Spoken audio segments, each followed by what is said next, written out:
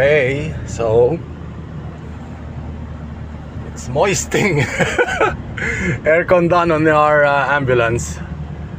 Yeah, nagmo-moist po sa lamig. Thank you Kuya Hiran. And thank you Clinica Antipolo.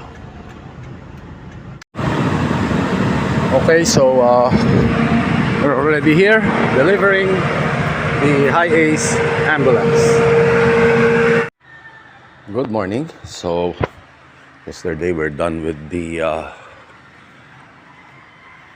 High Ace ambulance. Now we'll bring this X3 again to life. This is our X3. Ooh. Once you're already start, I'm gonna bring you to the car wash.